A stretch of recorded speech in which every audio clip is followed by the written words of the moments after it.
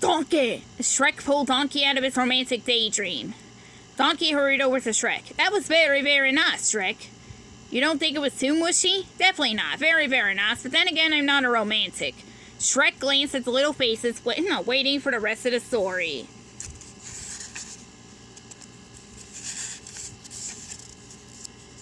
What about the evil fairy? Demanded Hansel. I want some action. Yeah, blow something up, the little gnome shouted. When does the kiss happen? Gretel asked. Yeah, the three blind baby mice squeaks. It's a tough crowd, Donkey uttered. Better switch it up, Shrek. Shrek nodded. Back to the story, he said loudly. Preparations at the castle were underway. The king and queen had waited 16 years for this day. They planned a huge celebration. The great hall was filled with colorful banners. Ladies and knights were dressed in their finest clothes. King Stephen stood on the grand staircase of the great hall. He watched long tables being set for the feast. King Louis entered the hall. Louis, King Stephen shouted, the day has arrived at last. Louis looked oddly nervous. We must talk, Stephen. Yes, there's so much good news, King Stephen agreed. King Louis took a deep breath and said, use the finest silver and gold, Stephen called to his staff. I don't know how to say this, Louis continued. Well, as you know, the prince did not exactly grow up like we expected. Break open all the wine, Stephen announced. King Louis realized King Stephen wasn't listening at all. He decided he should quickly confess everything. Prince Philip, it seems, I'm afraid. Well, as of today, he has fallen in love with someone else. In love, King Stephen laughed. It's wonderful to be in love. We'll be happily ever after and life will be a thrill, King Louis said. He chanted that over and over ever since he fell in love. Action! Hansel suddenly interrupted. Shrek, where's the action? All right, Shrek shouted back. You want action? I'll give you action. Bang, crash, clang. Things were not so happy at the castle of the evil fairy Inkysora. Why has no one found the girl? She screeched to her army of evil trolls. 16 years and nothing? She scratched the sky with her long fingernails. Then she stopped to admire her reflection in her mirror before screaming, I banish all of you! Suddenly the floor beneath the trolls gave way. They screamed in terror and plunged into underground fiery rivers. Inkysora laughed wickedly. She grabbed a big black bird that perched next to her. You, she growled. You have 4 hours to find a princess or the same will happen to you. The raven cawed. Then he flew from the castle in search of the princess. Back at the loft, the fairies were starting to panic. Does this look like a dress to you? Molly asked. Sweat dripped in the river off her forehead. It landed on a strange clump of fabric sitting on the kitchen table. That's a dress, Officer picked up the fabric. She held what was meant to be the arm, but both ends were sewn together. Fairly for frightening, Blossom spit. But for far more for fabulous than my festive fruit fritters. The fairies wiped the spit off their faces and studied the black lumps of something that sat on the baking pad. Then they examined the loft and the mess they'd made. There was no dress, no food, and no decorations. Rose would be back soon and there would be no party. Officer sat down in defeat. I just don't think we can make a good party without a little magic, Wanda whispered. One by one the fairies peeked at one another to see what the others were thinking. Then, in an instant, they sped to the special box hidden under the floorboards. They grabbed their wands and began zapping everything in sight. Yee-haw! Molly shouted. It felt so good to use their magic again. Yowza! Blossom exclaimed. Whoop-de-doo! Wanda was so excited that her screech broke 3 glasses sitting on the counter. The noise of sparks also sailed up the chimney. At that very moment, Inkyosora's wicked raven was flying by. The screech nearly knocked him out of the sky. He swooped down to where the noise began. The windows of the loft were lit up with magical sparks. The raven sat on the window ledge. Right away he recognized the fairies as they zapped the loft into a perfect party place. He also noticed a young girl enter the building from the street below. The raven smiled as much as ravens can. He had found them. Quietly he flapped his wings and headed back to Inkysora with the news. Rose climbed the stairs to the loft. She had floated home on a cloud of bliss. When she opened the door to the loft, the sight she saw fit perfectly.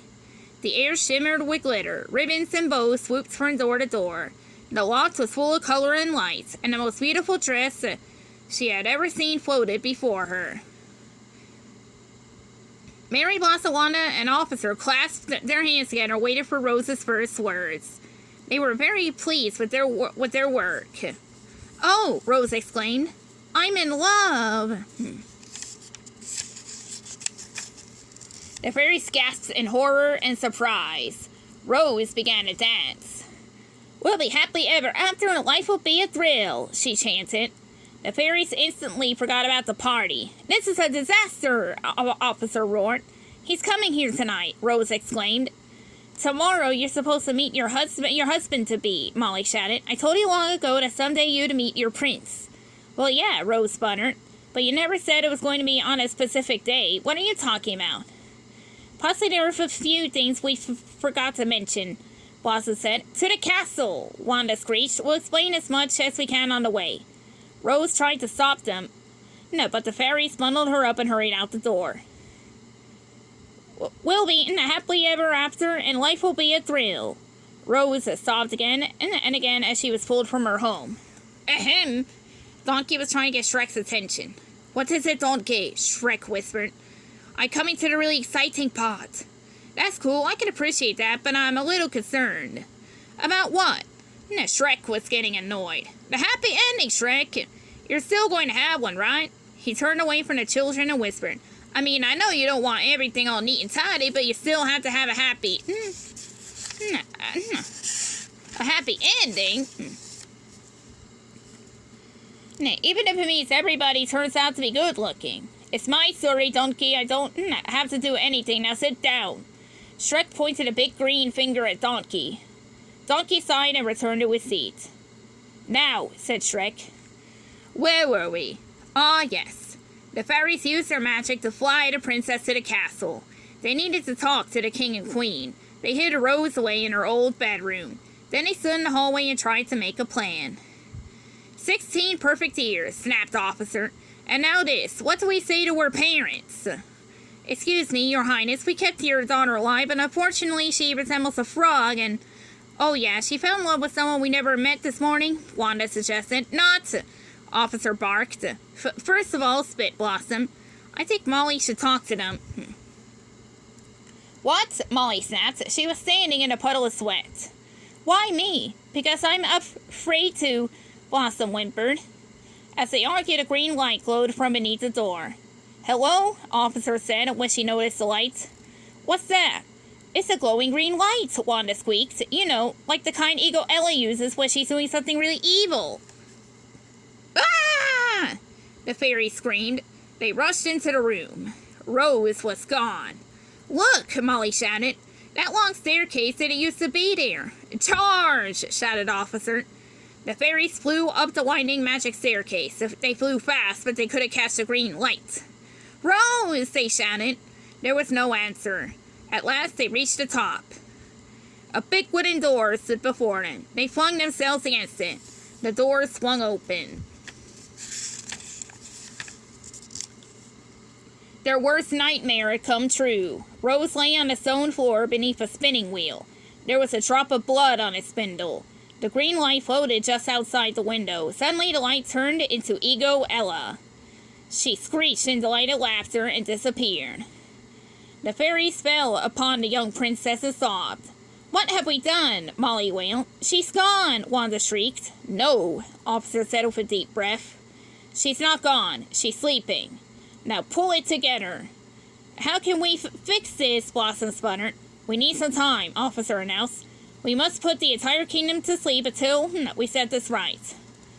"Now go!" The fairies obeyed the command. They returned Rose to her room. They laid her gently upon her bed. Then they each raced off in different directions to put the kingdom into a magical sleep. Molly was in charge of the shopkeepers and townspeople. Officer handled all the children. Blossom made all the animals fall asleep. Wanda was sent to the Grand Hall to cast a spell on the royal family and court. As she tapped the king and queen on their the kings and queen on their heads, she whispered, "I'm sorry." Instantly they were asleep. As King Louis fell into a slumber, he began to mumble, "I'm sorry, King Stefan, but the prince has fallen in love," King Louis said as if he were talking to Rose's father. Then he began to chant, "We'll be happily ever after and life will be a thrill. We'll be happily ever after, life will be a thrill." Wanda gasped. That was exactly what the princess had been chanting. Could the princess have fallen in love with the prince while she was hanging out on a street corner? Wanda raced back to the others, told them the news. "Fantastic!" Blossom spewed. "He has to kiss her!" Molly cried. "We must find him." "He was meeting her at the loft tonight," Officer shouted. "Charge!"